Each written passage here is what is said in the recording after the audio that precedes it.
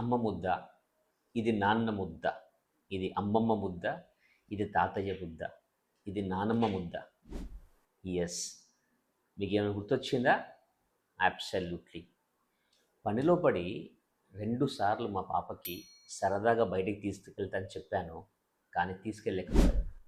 ఈరోజు ఆఫీస్కి వస్తుంటే అదే విషయాన్ని గురించి ఆలోచిస్తూ వెంటనే సుమకి కాల్ చేసి, సుమ, ఈరోజు సాన్విని ఎలాగైనా కాసేపు సరదాగా స్కూటీ మీద తిప్పు, కానీ దయచేసి చివరకు డాడీ తిప్పమన్నాడు అని చెప్పు అని చెప్పా.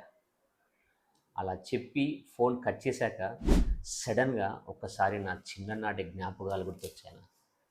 మా అమ్మ నాకు అన్నం తినిపిస్తూ, ఇది అమ్మ ముద్ద, ఇది నాన్న ముద్ద, ఇది అమ్మమ్మ ముద్ద, ఇది తాతయ్య ముద్ద, ఇది అత్తమ్మ ముద్ద అని అన్నం తినిపిస్తూ ఆ రోజు ఆ చిన్న వయస్సులో నాకు బంధాలను కూడా గుర్తు చేసింది.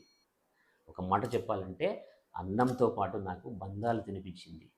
ఒక్కసారి ఆలోచిద్దాము, మనం ఈ జనరేషన్లో ఉన్న ఉరుకుల పరుగుల ప్రపంచంలో ఉన్న మనము, మన తల్లిదండ్రులు మన పిల్లలకి అన్నం తినిపిస్తున్నాము, కానీ అన్నంతో పాటు మనం ఏం చేస్తున్నాము, వాళ్ళ చేతిలో ఒక మొబైల్ ఫోన్ పెడుతున్నాము. వాళ్ళకి బంధాలు బాంధవ్యాలు మనం గుర్తు చేస్తున్నామా?